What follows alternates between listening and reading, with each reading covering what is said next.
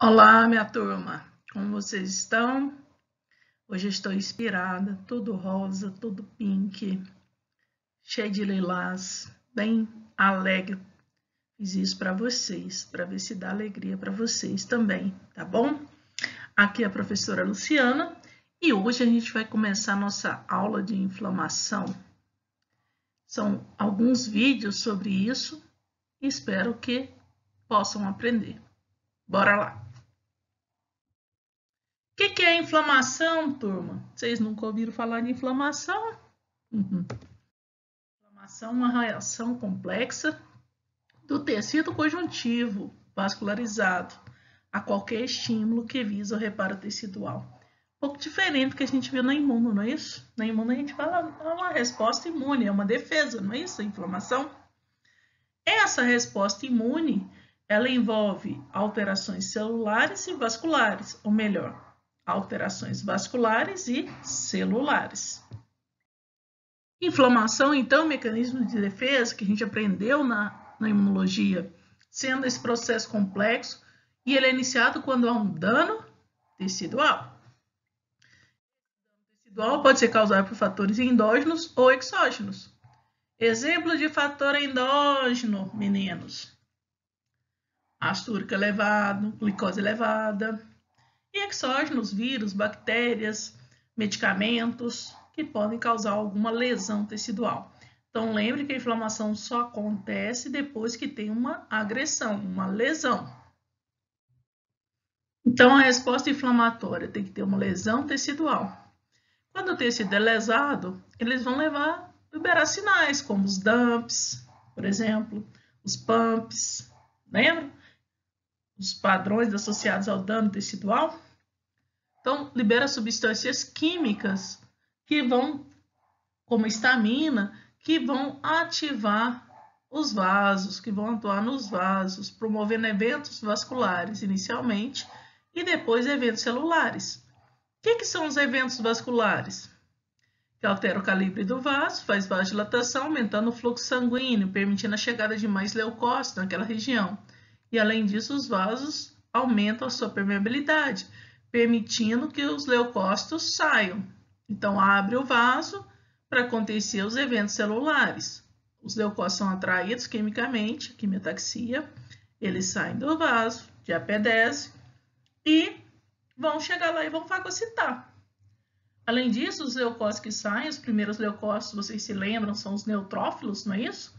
Depois os monócitos, por último os linfócitos, tem uma hierarquia para sair dos vasos. Então, esses neutrófilos chegam, esses monócitos chegam, viram macrófagos, eles ainda vão produzir outras substâncias químicas que vão amplificar esses eventos vasculares e celulares. Essas alterações no calibre do vaso, né, e aumenta a permeabilidade, vai gerar os sinais cardinais da inflamação aguda. Rubor, calor, edema, libera substâncias químicas que causam dor e aquelas células morrem, né, levando uma incapacidade funcional daquele tecido naquele momento, ok? Quando abre o vaso, que aumenta a permeabilidade, gera um líquido que extravasa, que a gente chama de exudato. Eu pergunto para os senhores, existe exudato e existe transsudato aqui. Eu pergunto, qual a diferença de transsudato e exudato? Normalmente, né, existe uma pressão hidrostática que empurra a água para fora dos capilares, que é a pressão arterial. Então, chega ali no capilar, porção arterial do capilar, sai água. Depois tem um retorno. Esse retorno acontece devido à pressão colóide osmótica descida pelas proteínas do plasma, a albumina. Então, a albumina puxa a água de volta, né? E o próprio inchaço que existe aqui no tecido conjuntivo aumenta a pressão aqui para a água retornar, ok? Outra coisa que pode acontecer de extravasar líquido em excesso é quando a pessoa é hipertensa, não é? Ela aumenta a pressão arterial. Isso faz com que saia mais líquido aqui. Esse líquido que sai, né, esse edema que tem aqui, que não tem abertura do capilar, ou seja, as proteínas continuam aqui, elas não extravasam, Esse líquido é chamado de transsudato, ok? Transsudato. Então, esse transsudato pode ser formado devido ao aumento da pressão hidrostática, que pode acontecer quando aumenta a pressão arterial. E aí, por exemplo, o coração não funciona mais, ele tem que aumentar essa pressão, né? Há uma maior força de contração. E obstrução das vênulas. Então, se tem uma obstrução aqui, o líquido vai extravasar porque aumenta a pressão hidrostática aqui. Outra causa de aumento de líquido, né, pode ser a diminuição da produção da proteína, da albumina. Se tem menos proteína, atrai menos água de novo. Então, se a pessoa tem uma doença hepática, ou ela é desnutrida, ou uma doença renal que ela perde proteína, ou seja, quando tem uma diminuição proteica no indivíduo, diminui a pressão coloidosmótica, diminui, ela fica fraca. Então, suas proteínas não conseguem atrair a água de volta. Então, a pressão hidrostática é maior que a pressão osmótica do plasma ou dos tecidos, ok? E aí eu tenho um líquido chamado transsudato. Agora, quando eu tenho a inflamação, abre o capilar.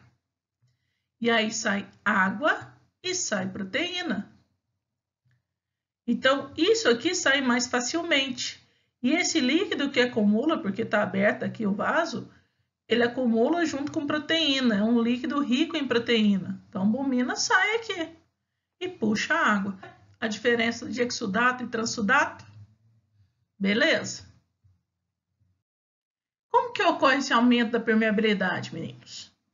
Vamos ver aqui um vaso normal. Está lá o endotélio, parede do vaso, células fortemente unidas, as proteínas ficam aqui dentro, os leucócitos aqui dentro, não tem nada extravasando, ok? Quando existe o processo de inflamação, libera histamina e outros mediadores químicos, as células endoteliais contraem, elas separam uma das outras, há uma retração. E aí sai a água, sai a albumina, que puxa mais água. E vem os leucócitos, acontece a diapedese. Tudo bem? Então, isso acontece, a inflamação é rápida, de vida curta e ocorre principalmente nas vênulas.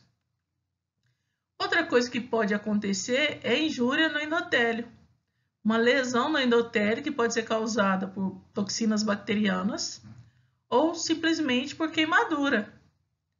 E aí há uma abertura, mas a lesão das células endoteliais. O endotélio é lesado. Aqui o endotélio está íntegro, ok? Pode ser rápida essa injúria e logo regenerar ou estabilizar, e pode ser de vida longa, horas a dias. E isso então faz extravasar a albumina aqui, ó, puxa mais água. Outra causa de aumento da permeabilidade é a injúria causada pelo próprio leucócito. Então, imagina quando deposita imunocomplexo, né? Lembra das hipersensibilidades tipo 2, 3, A3 principalmente, que deposita imunocomplexos solúveis, podem ativar aqui o neutrófilo, que libera as enzimas digestivas, e aí ele mesmo causa lesão no endotélio, como se fosse uma bactéria. Tudo bem? Isso ocorre em vênulas, pode ocorrer em capilares pulmonares, está associado a estágios mais tardios da inflamação, ou seja, de longa duração. E um outro causa de aumento da permeabilidade é a transcitose, né? O mecanismo é a transcitose aumentada. O que é transcitose? Atravessar a célula.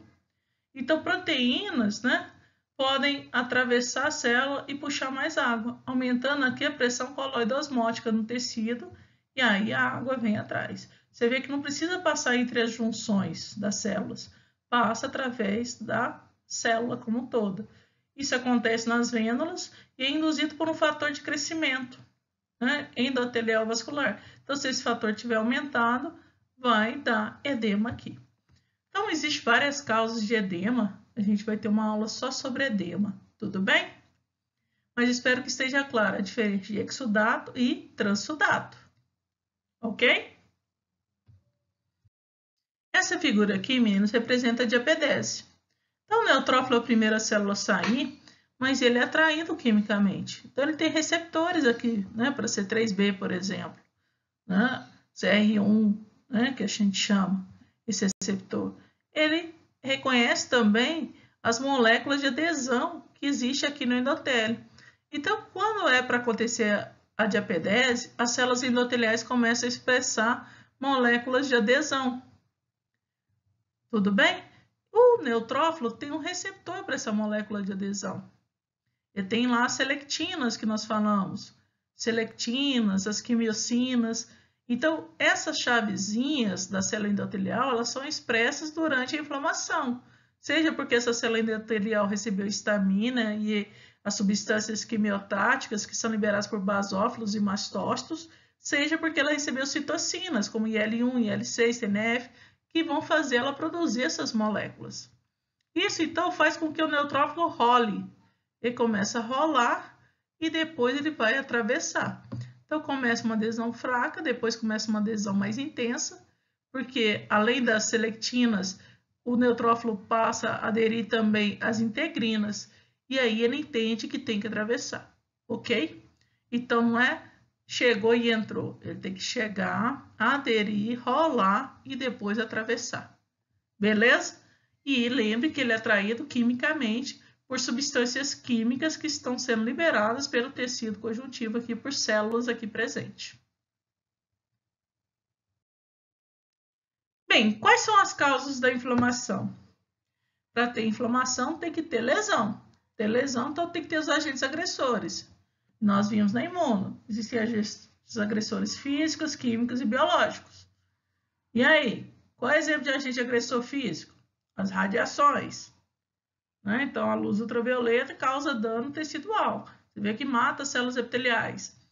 Químicos, poluição, cigarro, né? Vários medicamentos, né? Pode causar lesão tecidual. E os biológicos, que são os micro-organismos, como vírus, bactérias, pode ser os parasitos, ok? Então, lembrar que a inflamação, esses agentes agressores vão ter que causar uma lesão para iniciar a inflamação. Então, não basta um vírus entrar no meu corpo ou uma bactéria entrar no meu corpo. Meu sistema imune não vai fazer nada. Só vai me defender se houver uma lesão. E eu pergunto para os senhores, quando é que uma inflamação termina? Lembram? Quando o agente agressor é removido, quando ele é retirado da parada. Se ele não for retirado, a inflamação deixa de ser aguda e torna crônica. Isso tudo nós vimos já na vida. Então, a inflamação aguda é que inicia, que tem os sinais cardinais, e ela evolui, né, para a cura, ou se o agente agressor é resistente, ela evolui para a inflamação crônica. Então, aguda vira crônica quando o agente agressor é o quê, gente? Resistente. Então, se eu tenho um espinho no meu dedo, começa a inflamação aguda. Se eu deixar aquele espinho, ela vai deixar de ser aguda e inflamação crônica, porque o sistema imune não dá conta de fagocitar o espinho. Então, o espinho é um agente agressor resistente. Quando é que vai terminar aquela inflamação? Quando eu retirar o espinho. Essa inflamação crônica pode evoluir para a cura, ou se o sistema imune não dá conta, ela evolui para a morte do indivíduo. Então, se eu tenho uma hanseníase, uma tuberculose, que são bactérias resistentes, são causadas por agentes bacterianos resistentes, se eu não tenho um antibiótico, não tomo antibiótico, eu vou morrer, com certeza. Graças a Deus, hoje em dia tem medicamentos para poder tratar vários micro-organismos. Antigamente a gente morria de doença infecto-contagiosa. 40 anos uma pessoa estava velho. Hoje a gente morre de doenças crônicas, não infecciosas, como diabetes, hipertensão, né? Doenças coronarianas e assim por diante. E aí, meninos, como é que eu vou diferenciar, então, uma inflamação aguda de uma crônica? Inflamação aguda, ela começa rápido e precoce, é um agente agressor, tem curta duração, minutos, horas e pode até 3, 4 dias, e tem sinais cardinais bem evidentes.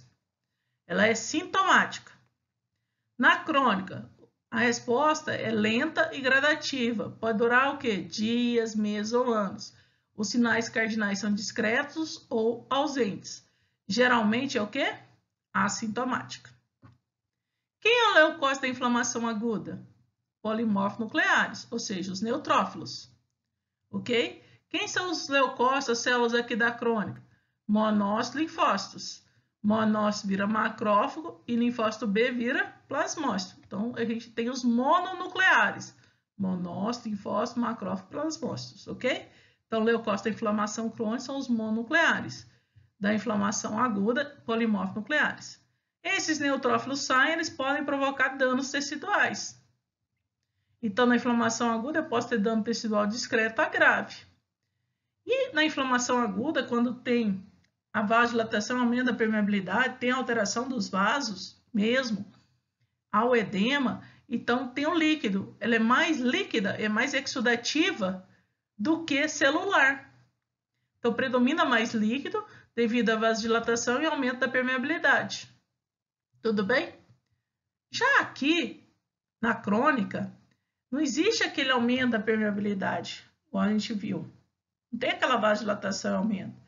Existe aqui alterações do vaso, mas é a formação de novos vasos, uma angiogênese. E ela é mais proliferativa, então os vasos crescem e os linfócitos proliferam. Ela é mais celular e menos líquido, a crônica. E como tem o fibroblasto, envolve também uma fibrose, ok? Então aqui é mais líquida devido à vasodilatação e aumento da permeabilidade. O neutrófilo chega no local, ele não vai proliferar. Você vê que o neutrófilo 6 horas depois, o que ele faz? Apoptose. Então, essa inflamação, o neutrófilo pode destruir o agente agressor, acaba a inflamação, ou pode evoluir para a inflamação crônica, ok?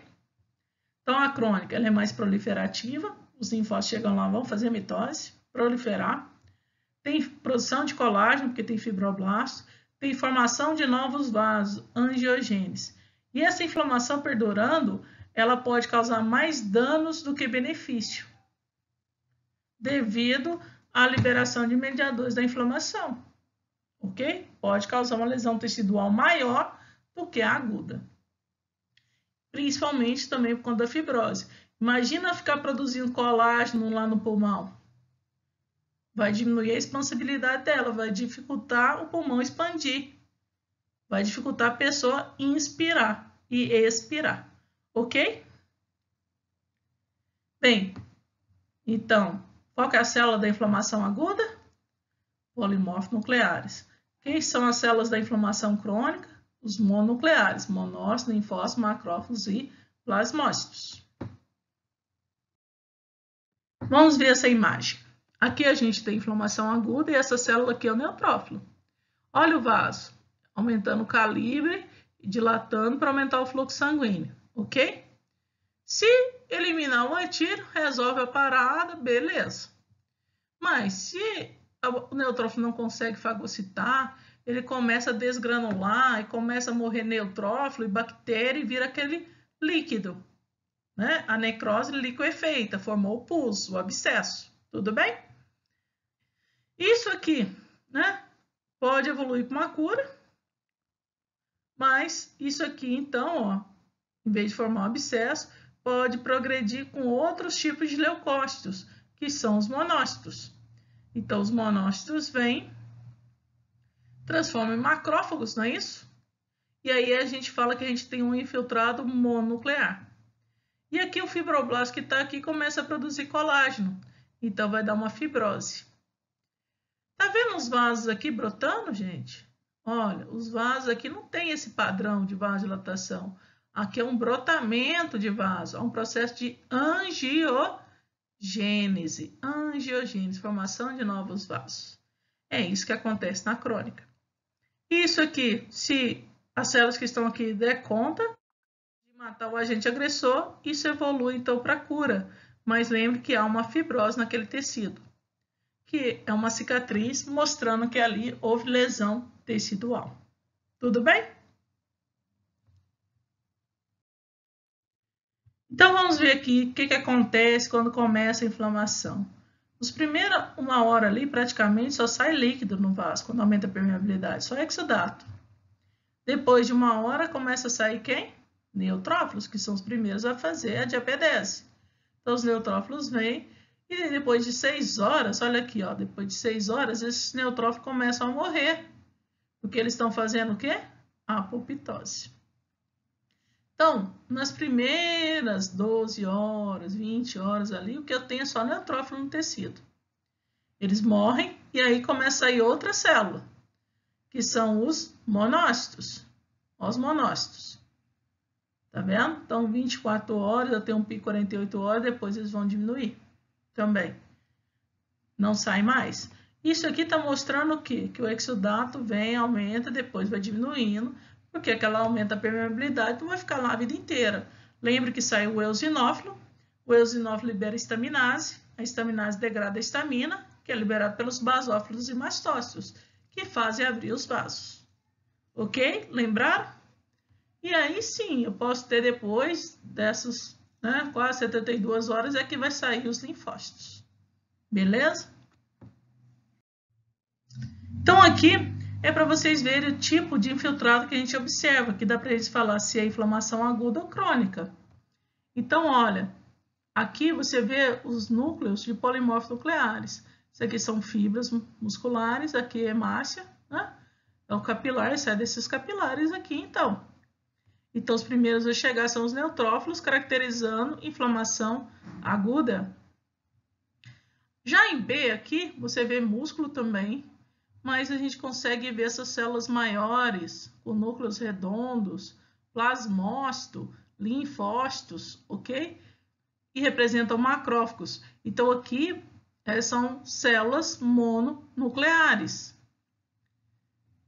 Então, aqui eu tenho uma inflamação crônica e aqui uma inflamação aguda. Então, histologicamente, dá para a gente diferenciar se é inflamação aguda ou crônica. Basta observar o núcleo das células que estão aqui no tecido conjuntivo.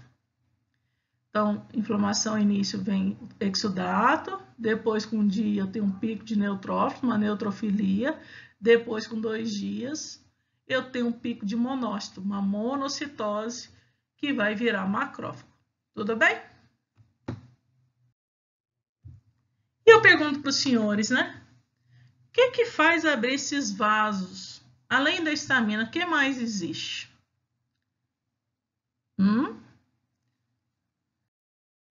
Isso aí a gente vai saber na próxima videoaula. Obrigada a todos que assistiram essa aula e anotem suas dúvidas. E eu deixo essas flores aqui para vocês, meus queridos. Vocês já viram que tem pessoas que, quando chegam, até a nossa alma sorri? Pessoas leves? Seja assim também. Tenta ser mais leve, tenta cuidar um do outro, ser mais solidário. A gente sabe o nosso valor quando a gente se afasta, quando a gente perde, a gente não pode mais conviver. Muitas pessoas voltam e procuram a gente. Então é muito triste quando a gente muda de ambiente e ninguém sente a nossa falta. Muito triste. Mas eu garanto para vocês que daqui a pouco vocês estão todos formados e que vocês vão sentir muita falta um do outro. Vocês já devem estar sentindo falta do ambiente da faculdade, mas vocês vão sentir falta da companhia, até das chatices um do outro. Quando a gente é amiga, a gente supera até as chatices, né? Fiquem em paz e aguardem a próxima videoaula da professora Luciana, tá bom? Beijos!